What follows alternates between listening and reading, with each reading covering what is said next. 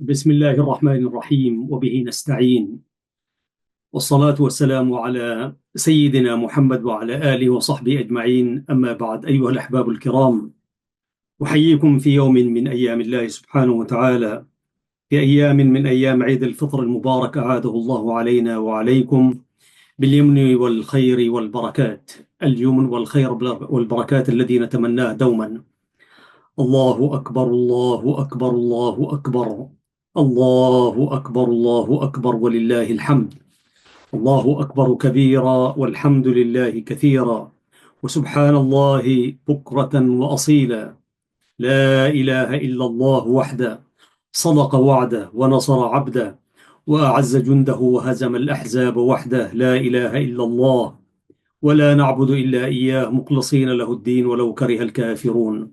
اللهم صل على سيدنا محمد، وعلى آل سيدنا محمد، وعلى أصحاب سيدنا محمد، وعلى أنصار سيدنا محمد، وعلى أزواج سيدنا محمد، وعلى ذرية سيدنا محمد، وسلم تسليما كثيرا. الله أكبر، الله أكبر، الله أكبر، ولله الحمد. هذه إطلالة أسبوعية لكم دوما من قناة سلام الإعلامية المباركة، وقد تزامنت هذه الإطلالة مع أيام من أيام عيد الفطر المبارك لهذا العام 2025. أعاده الله علينا وعليكم بالسلام والوحدة والتنمية والاستقرار. أيها السادة والسيدات، في عدد الحلقات، هذه الحلقة رقم 176 بحمده تعالى، وهذا برنامج خاص أحببت من خلاله أولا أن أحييكم وأتقدم إليكم بعاطر التحايا والتبريكات. يا فرحة العيد جوبي أرض وادينا، وباركي أهله السمر الميامين، وهنئي واحمل الآفاق، وهنئي وانشر الآفاق حاملة من الأفراح ما تكفي أمانينا. هذه أبيات لشاعر لا أعرف من هو، ولكن كنت أردد هذه الأبيات وأنا في الإعلام الرسمي أو إعلام الداخل الأيام في الإذاعة والتلفزيون. اليوم أيها الإخوة والأخوات من على البعد، أحييكم أنا أحمد شريف عبر قناة سلام الإعلامية المباركة هذه، والتي دوما نتطلع عبر هذه النافذة المباركة، النافذة الدعوية، النافذة اللغوية، التي دوما يسهر أصحابها وذووها من أجل نشر الوعي والمحبة والسلام بين الناس بلغتين عربية وتجرينية. هذه اللغتين التي يفهمها شعبنا أو هي لغاته الرسمية، بالإضافة إلى لهجاته ولغاته الأخرى. أحييكم أينما كنتم أيها الأحباب الكرام. كلما جاء العيد ينشط الإعلاميون في مثل هذه الساعات وهذه الإطلالات، ينشط فيما يرتاح فيه الآخرون. قناة سلام الإعلامية المباركة خلال شهر كامل من شهر رمضان المبارك سهر أعضاؤها وموظفوها وطاقمها الفني والإعلامي وطاقمها الفني والدعوي كذلك، عملوا ليل نهار من أجل أن يغطوا برامج رمضان المبارك. وقد استمعتم وشاهدتم إطلالات العلماء والشباب وإطلالات الإعلاميين وهم يحاولون أن يعطروا ذلك الشهر المبارك، وأسأل الله سبحانه وتعالى أن يجزيهم على ذلك خير الجزاء، وعلى ما قدموه من برامج وفقرات، وكذلك ما تحلوا به من صبر وأناة لكي ينشروا الفرحة أولا، ولكي يعطوا هذا الشهر المبارك لونه الفراحي الدعوي الإسلامي الرمضاني. وقد حاولنا من هنا وهناك أن نكسب هذا الشهر المبارك، نكسبه حلة زاهية تتزين بها قلوب المؤمنين والمؤمنات، في ذات الوقت أن تذكرهم بأيام الله سبحانه وتعالى، وأن يعيدوا أيضا أفراحهم كيف كانوا يقيمون ليالي وأيام رمضان المبارك في بلادهم الحبيبة إريتريا. الآن إريتريا ننظر إليها من على البعد، وقد منعنا منها تلك الأسباب التي يعلمها الجميع. وفي هذه اللحظات المباركات أتقدم باسمي وباسم كل الفريق العامل في هذه القناة المباركة لأولئك الذين غابوا عن أهليهم وذويهم لسنوات مختلفات. منهم من غاب أكثر من 30 عاما، ومنهم من غاب ما دون ذلك، وفي حتى هذه اللحظة هنالك من يغيب. فلأولئك الغائبين عن أسرهم وذويهم نتقدم إليهم إن كانوا قد رحلوا عن هذه الدنيا، نتقدم إلى أرواحهم بالدعوات والمغفرة، وأن يتقبلهم شهداء عند رب عظيم كريم. وإن كانوا على قيد الحياة وهم في ظروف يعلمها الله ويعلموها هم، فنسأل الله سبحانه وتعالى في هذه الأيام المباركات المستجابة الدعوات أن يفرج عن همومهم ويجمعهم بذويهم. وإلى أولئك الذين أيضا فوق الأسرة البيضاء ينتظرون أن يأتي إليهم الطبيب من الإريتريين وغير الإريتريين، راقدون على أسرتهم البيضاء ينتظرون أن يأتي إليهم الطبيب أو الممرض أو غير ذلك ليعطيهم جرعة ماء، أو يعطيهم حبة دواء، أو يعطيهم، أو ينتظرون الحقن ولا إلى ذلك. أسأل الله سبحانه وتعالى في هذه اللحظات أن يمن عليهم بالعافية والسلامة والخروج ومفارقة تلك الأسرة البيضاء. وإلى أولئك الذين يقبعون في سجون، أيا كانت تلك السجون، سجون عادلة وسجون ظالمة، أسأل الله سبحانه كذلك أن يطلق سراحهم.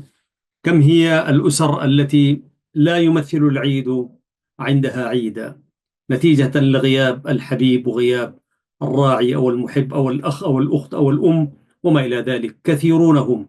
نحن الشعب الإريتري لدينا نصيب أوفر من ذلك نتيجة للوضع السياسي التي تعانيه إريتريا.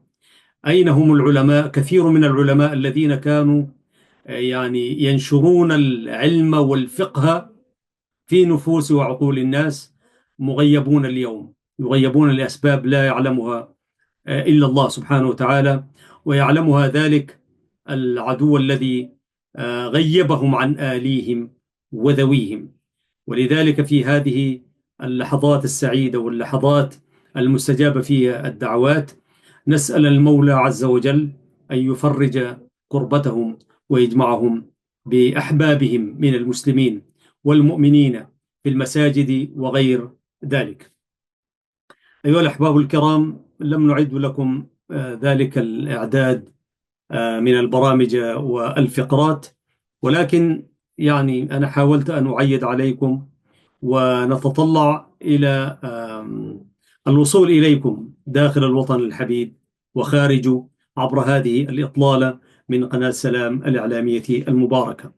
ودوما نحن نسعى من أجل أن ننشر إليكم أفراحنا وتمنياتنا الطيبات بأن يأتي العام القادم وقد تحررت إريتريا من أسقامها، وتحررت إريتريا من كل عقالاتها التي تكبدها، وأن يجمعنا في ديار نحبها، هذه الديار التي نود أن نعود إليها صباح مساء. وندعو الله سبحانه وتعالى أن يعيدنا إلى تلك الديار الحبيبة، وتنغضي هذه الغمة وتزول هذه الكربة، لنعود إلى بلادنا ونمارس فيها حقوقنا الوطنية وحقوقنا الدينية وحقوقنا السياسية وحقوقنا الثقافية.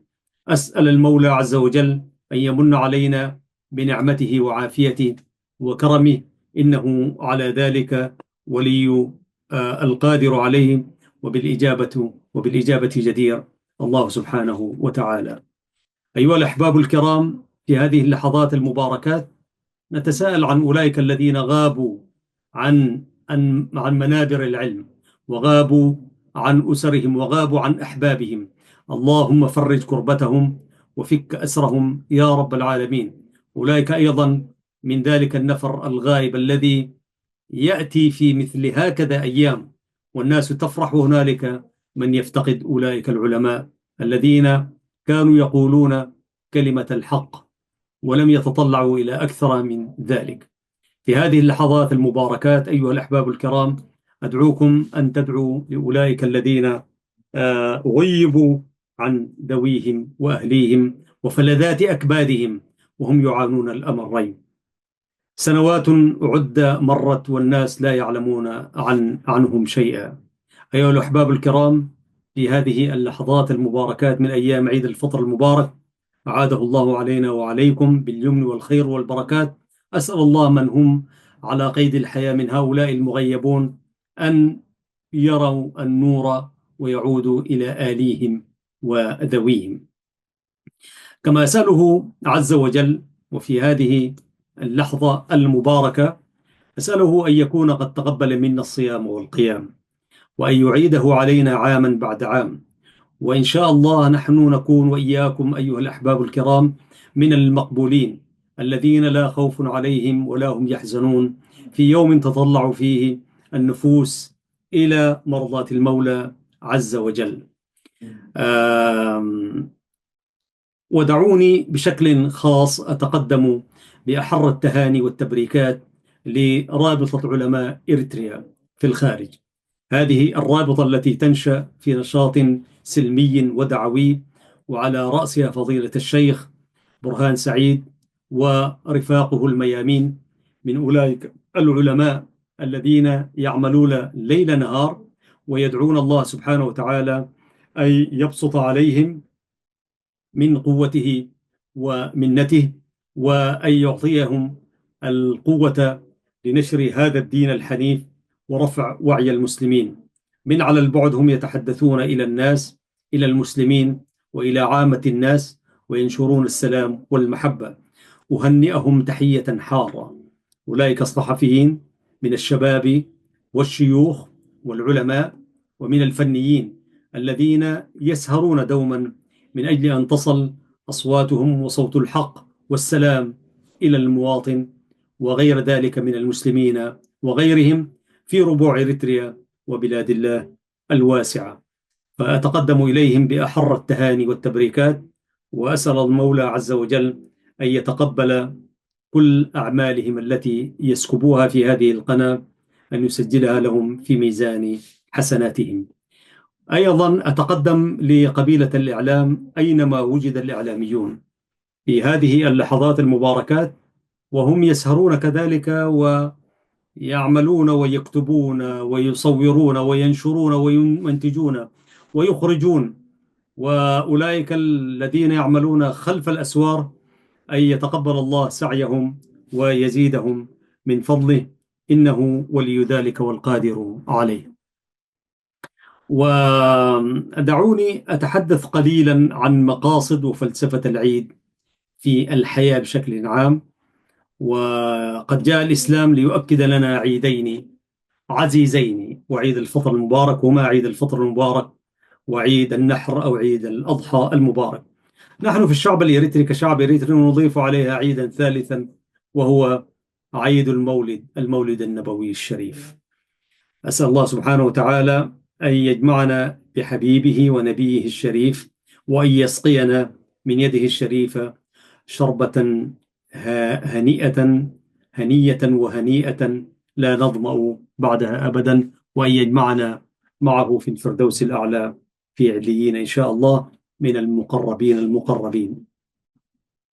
تقول بعض المعلومات التي وقفت عليها: يأتي العيد على المسلمين بعد طاعة، فعيد الفطر يحل علينا بعد شهر رمضان، وهو شهر الطاعة والعبادة، يتزود المؤمن فيه لعام كامل، فهو بمثابة محطة تعبئة إيمانية يرمم بها المؤمن نفسه ويعيد حساباته لعام ماضي، فيستغفر عن الذنوب ويعدل عن عاداته التي لا تنسجم مع قيم الإسلام، كذلك يعدل من عاداته السيئة. وكذلك الحال لعيد الأضحى المبارك الذي يأتي بعد 10 ذي الحجة، ويوم عرفة الذي يقف فيه الحجيج على صعيد عرفة، ويصوم غير الحجيج في بلدانهم، فيتشاركون في الفرح والأجر. يأتي العيد أيها المشاهد الكريم لإحياء ما انطمر من علاقات الناس أو ما اضطرب منها.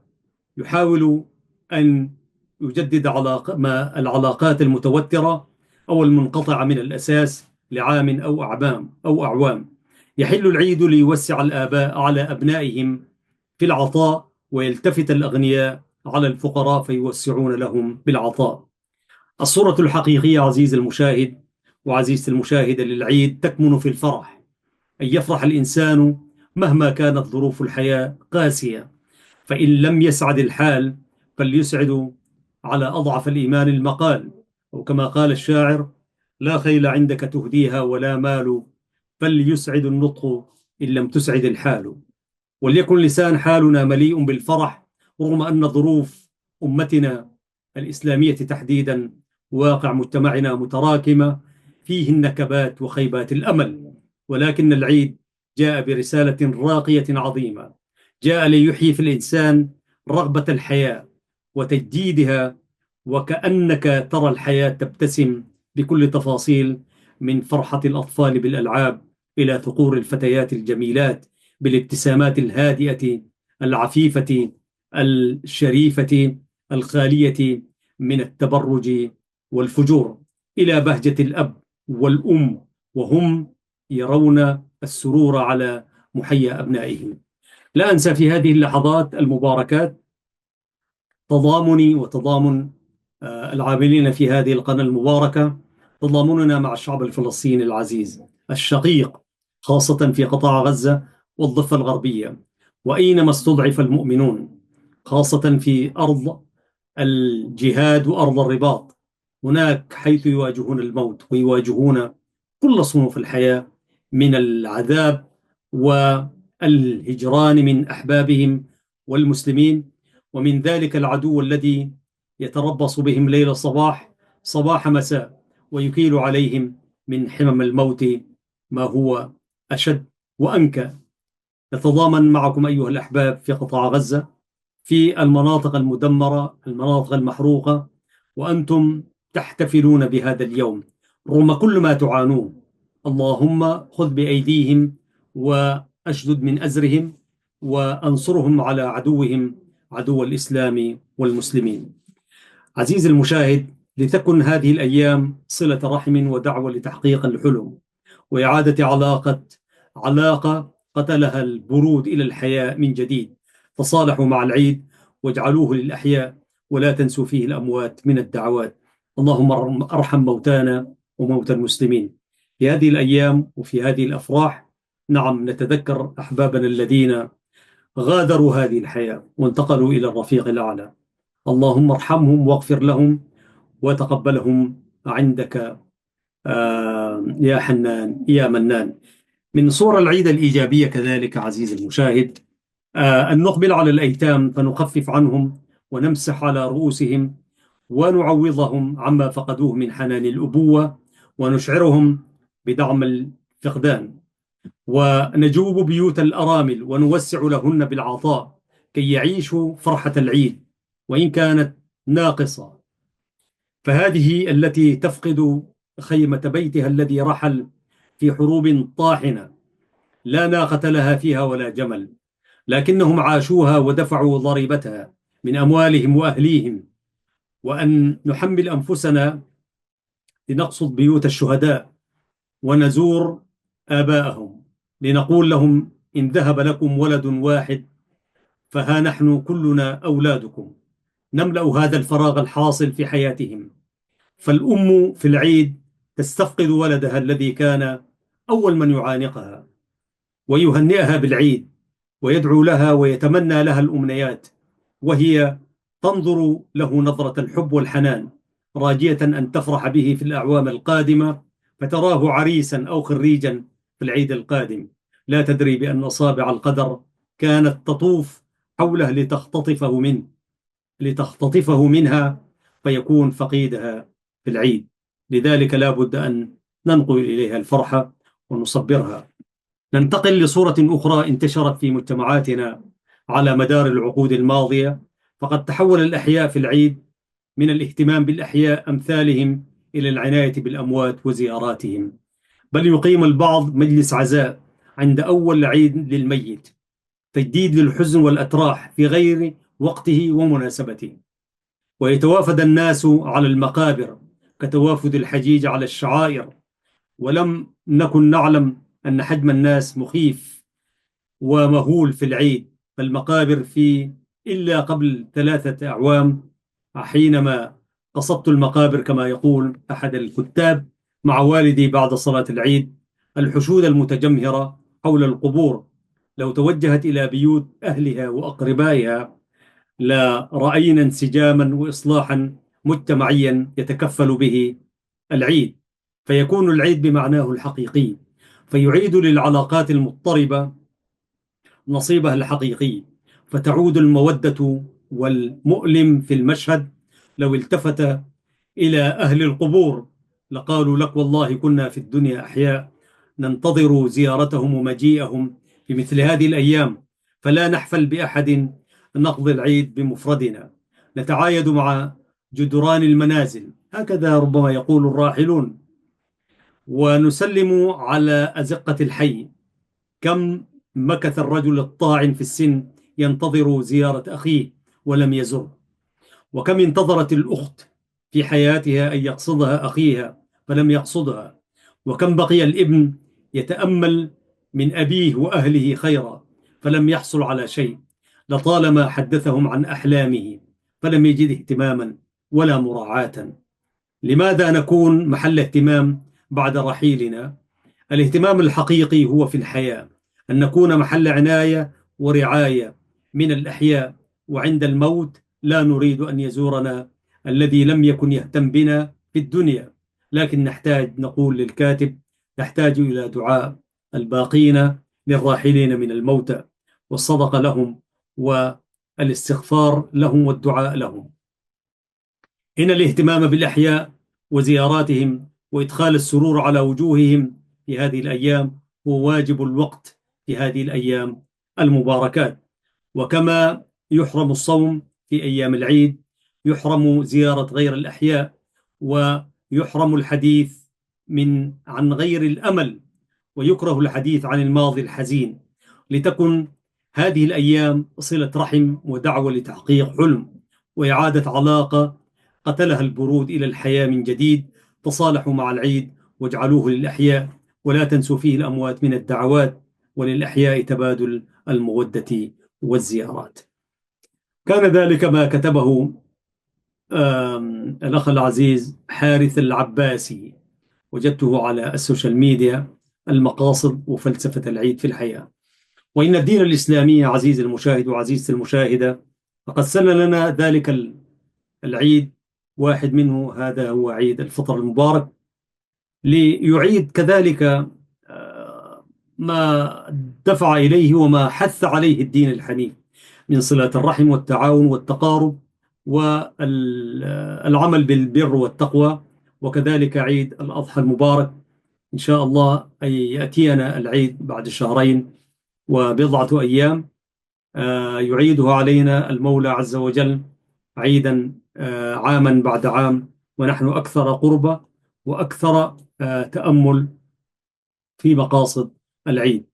كذلك مما وقفت عليه العيد في هدي النبي محمد صلى الله عليه وسلم، من خلال الاطلاع على إسلام ويب، العيد مظهر من مظاهر الدين، هكذا يقول الكاتب في هذا الموقع الإسلامي الهام، وشعيرة من شعائره المعظمة، والنفوس مجبولة على حب الأعياد والسرور بها.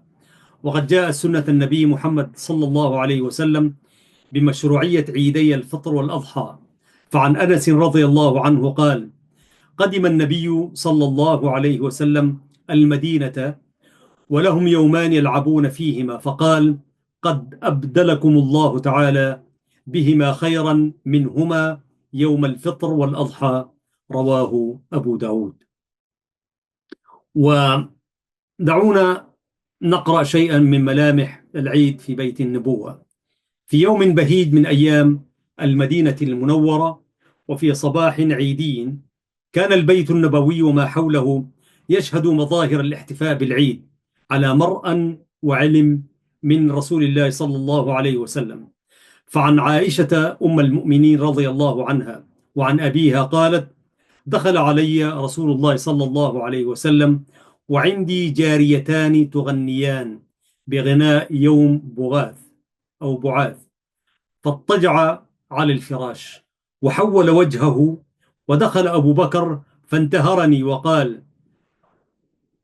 مزمارة الشيطان عند النبي صلى الله عليه وسلم. فأقبل عليه رسول الله صلى الله عليه وسلم فقال: دعهما، فلما غفل غمزتهما فخرجتا. رواه البخاري. وفي رواية أخرى: يا أبا بكر، إن لكل قوم عيدا وهذا عيدنا. وفي رواية أحمد: لتعلم اليهود أن في ديننا فسحة، إني أرسلت بحنيفية سمحة. صدق رسول الله صلى الله عليه وسلم. ومما يحسن التنبيه إليه أن إباحة الغناء في يوم العيد على الصفة المذكورة آنفا إنما هو للبنات الجواري الصغيرات، وهو جائز بالدف دون غيره من آلات الطرب، وأن لا يكون ذلك عادة لهن يتعودن فيه الغناء بعادة المغنيات. وقد نبهت لهذا أم المؤمنين عائشة رضي الله عنها، كما في رواية ابن ماجه قالت: وليستا بمغنيتين. قال الحافظ البغوي: ويوم بعاث يوم مشهور كان فيه مقتلة عظيمة للأوس على الخزرج، وقد مكثت هذه الحرب 120 سنة حتى جاء الإسلام. وكان شعر الجاريتين في غنائهما فيه وصف الحرب والشجاعة، وفي هذا معونة لأمر الدين. فأما الغناء بذكر الفواحش وذكر الحرم والمجاهرة بمنكر القول فهو المحظور من الغناء، وحاشاه أن يجري شيء من ذلك بحضرته صلى الله عليه وسلم فيقفل النكير له. وغير بعيد عن الحجرة الشريفة كانت هناك احتفالية أخرى تحدثنا عنها أم المؤمنين عائشة رضي الله عنها، متممة لسياق حديثها المتقدم، فتقول: وكان يوم عيد يلعب السودان بالدرق، أي الدرع من الجلد والحراب، فإما سألت رسول الله صلى الله عليه وسلم وإما قال: تشتهين تنظرين؟ فقلت: نعم. فأقامني ورآه خدي على خده وهو يقول: دونكم يا بني أرفدة، حتى إذا مللت قال: حسبك. قلت: نعم. قال: فاذهبي. رواه البخاري. أيها الأحباب الكرام، وددت من هذه الإطلالة أيها السادة والسيدات مشاهدين ومستمعين في كل مكان داخل الوطن العزيز إريتريا، وأينما وجد المسلمون والأمة الإسلامية في العالم والأمة العربية وكذلك من غير المسلمين، نتمنى لكم في هذه الساعات المباركات أن تكونوا في أمان الله وحفظه، وأن يعيده عليكم عاما بعد عام ونحن أكثر قربا إلى الله وأكثر تمسكا بحبله المتين وأكثر التزاما بالسنة النبوية الحنيفية إن شاء الله. كما أسأله سبحانه وتعالى أن يزيل علينا من أسباب السياسة وعنتها وما تلقيه علينا من ثقلها وتبعدنا من هنا وهناك. أسأل الله أن يفرج علينا من أوضاعنا السياسية، وأن يلم شعثنا وشتاتنا هذا إلى ما فيه الخير وصلاحي الدنيا والآخرة، وأن يعيدنا إلى ديارنا آمنين سالمين مطمئنين، يعيدنا إلى هذا المسجد العريق مسجد الخلفاء الراشدين، ويعيدنا كذلك إلى هذا المسجد العريق مسجد مدينة أغرداد، ويعيدنا إلى كل بلادنا في إريتريا الحبيبة، وإلى الذين هجروا عن أهاليهم كذلك أن يعيدهم إلى بلادهم سالمين غانمين. والله كل ما نتمناه أن نعود إلى ديارنا فنقول: قال الله وقال رسول الله وقال الحس الوطني. وقال الإعلام وقال الدين وقالت الثقافة، كل ذلك فيما يرشدنا إلى خيري الدنيا والآخرة. كذلك أن يبسط لنا من أمنه ومن قوته رشدا، حيث نكون كذلك من الصالحين الذين لا خوف عليهم في بلادهم وينعمون بالسلم والأمن والاستقرار. بلادنا فيها مثل هذه الجنان الطيبة، هذه إريتريا التي نعشقها ونودها ونحبها حبا كثيرا.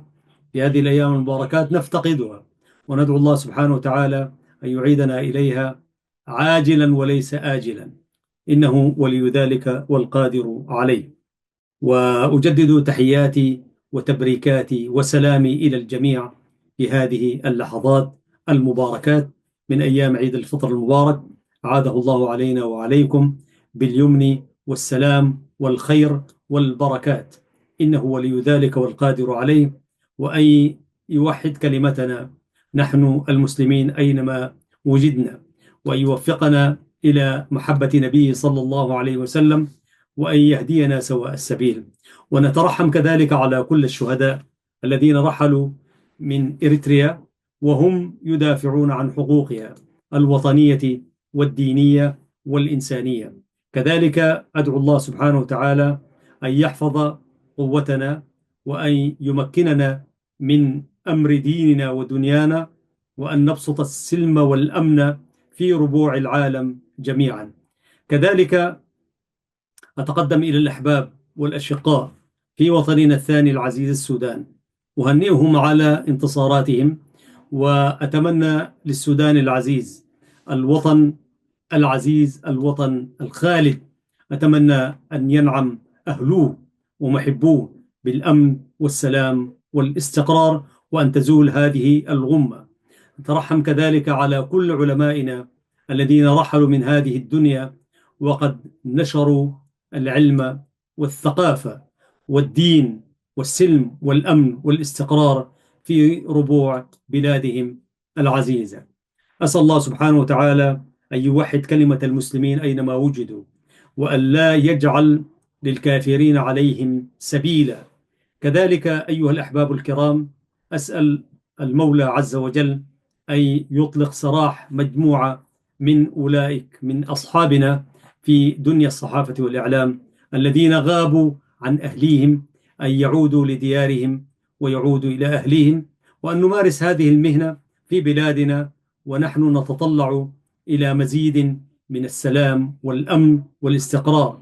أيها الأحباب الكرام، هذه إطلالة مباركة عيدية أحببت من خلال هذه القناة المباركة، قناة سلام الإعلامية، أن أطل عليكم بتهنئة فريدة، تهنئة عزيزة حارة، وهنيكم في هذا اليوم السعيد، يوم من أيام عيد الفطر المبارك.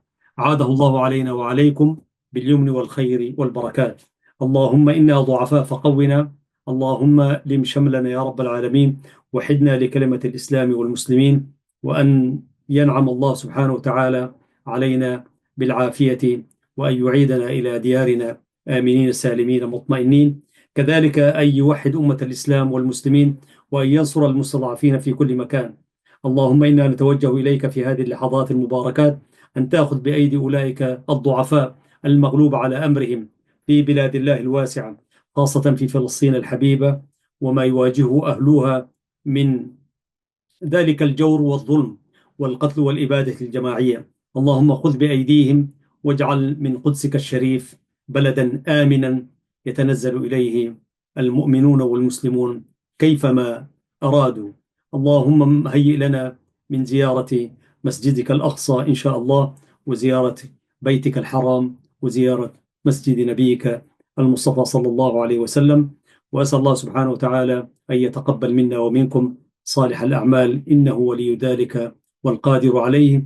كل عام وأنتم بخير، عاده الله علينا وعليكم بالسلم والأمن والاستقرار.